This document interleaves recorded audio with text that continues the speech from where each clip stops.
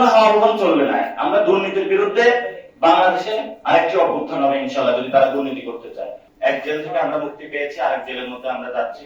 সন্ধ্যার পরে একসাথে আমাদের 97 কেন্দ্রে তারা একসাথে অ্যাটাক দিয়েছে।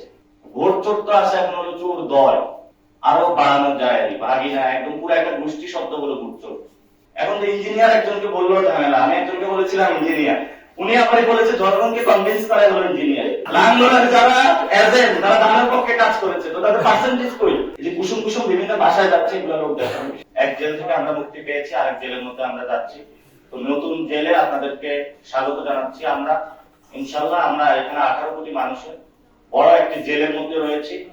এই জেল থেকে মুক্তির জন্য আমাদের আগামী লড়াইটা আরো দ্বিগুণ করতে হবে। বাংলাদেশে টোটাল একটা ইলেকশন ইঞ্জিনিয়ারিং হয়েছে, যেটা সেট আপটা অনেক আগে করা হয়েছিল। কে কত আসন পাবে, কিভাবে পাবে, কেন্দ্র পরিদর্শনে গিয়েছিলাম, মাথায় এসে বসে দিচ্ছে, বিভিন্ন জায়গায় বাধাগ্রস্ত সৃষ্টি করেছে আমাকে। সন্ধ্যার পরে একসাথে আমাদের 97 কেন্দ্রে তারা একসাথে অ্যাটাক দিয়েছে। তো যেটা বাংলাদেশে হচ্ছে, এটা কর্পোরেট সিস্টেম একটা ইলেকশন, অর্থাৎ আপনার কাছে 1000 কোটি টাকা থাকবে, আপনি চাঁদাবাজি সন্ত্রাসী দুর্নীতি করবেন, টাকা কামাবেন 5 বছর, মানুষের উপর অত্যাচার করবেন, তারপরে সবার সামনে আল্লাহ হিসেবে উপস্থিত হবেন, হয়ে বলবেন আমাকে ভোট দাও। তো মানুষ আপনাকে হলে ভোট না দিল, আপনি এক জায়গায় বাচ্চারে পাঠাবেন, এক জায়গায় বউরে পাঠাবেন, এক জায়গায় ভাগিনারে পাঠাবেন, এবং আপনি এক জায়গায় যাবেন, গিয়ে যে কোনো মূল্যে ইলেকশনের রেজাল্টটা রেডিং করে নিয়ে এসে বলবেন আমি হলাম এমপি। তার বয়স 90 এর উপরে, সে সাভার থেকে আমাকে ভোট দিতে এসেছিল, কথা বলতে পারে না, একজন ক্যান্সারের রোগী ভোট দিতে এসেছিল। এই মানুষের ভোট গুলো হলো তারা চুরি করেছে। একটা ভোট চোর যদি পার্লামেন্টে যায়, সে তো জনগণের পকেটের টাকা চুরি করবে, ব্যবসায়িক টাকা চুরি করবে, এমন কোন জায়গা নেই যেখানে হলো সে হাত বসাবে না।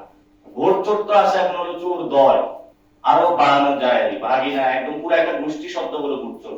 বাংলাদেশে ইলেকশন যে সিস্টেমটা আছে, এটা টোটালি এটা একটা করাপ্টেড সিস্টেম। যে সিস্টেমের মধ্যে আপনার অনেক টাকা প্রয়োজন হবে, এই টাকাগুলো হলো জনগণের পকেটের কাটা টাকা। এক ব্যবসায়ী আমাকে জানিয়েছে তার কাছে 10 লাখ টাকা চাঁদা চাইছে।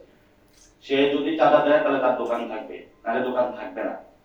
এই মানুষগুলোর পাশে আমাদের, তো আমি এখন পরিকল্পনা করি নাই, এটা হলো মানুষ যদি চায় বাংলাদেশে নতুন কোনো কিছু, আমাকে যদি কোথাও চায়, এটা আল্লাহর পক্ষ থেকে আসে, আমি এটা বিশ্বাস করি। এবং ইনশাআল্লাহ আমাদের এই সংগ্রাম চলবে দ্বিগুণ গতিতে ইনশাআল্লাহ। আমি কোনো অরাজকতা তাদের কাঁধে পা দেইনি। আমি মানুষের সামনে চোখে দেখিয়ে দিয়েছি যে বাংলাদেশে দেখেন কিভাবে হলে ভোট চুরি করা হয়, ইলেকশন রিগিং হয়, এটা দেখিয়ে দিয়েছি।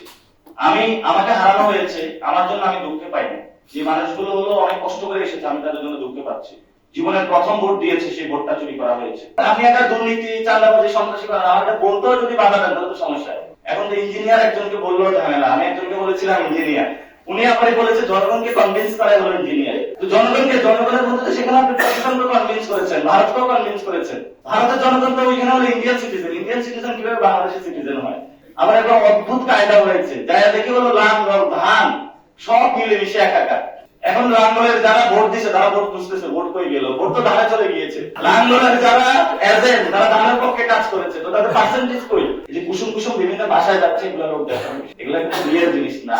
উনি তো দেশে এসে বলেছিল, আপনাদের মনে আছে শহীদ ওসমান হাদি ভাই হত্যাকাণ্ডের বিচারে ওনারা প্রতিশ্রুতি দিয়েছিল, আপনারা শুনছেন এটা?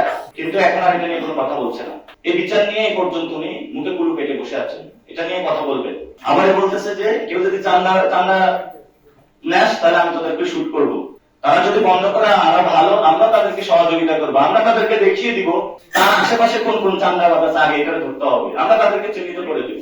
এবার কোনো আহ্বান চলবে না। আমরা দুর্নীতির বিরুদ্ধে বাংলাদেশে আরেকটি অভ্যুত্থান হবে ইনশাআল্লাহ, যদি তারা দুর্নীতি করতে চায়। শ্যাডো ক্যাবিনেটটা হলো যারা মন্ত্রণালয়ে বসবে, দুর্নীতিবাজরা, ওদের তো হলো দুর্নীতির খোঁজ খবর রাখতে হবে, সেখানে তারা তো জনগণের পক্ষে কাজ করবে না।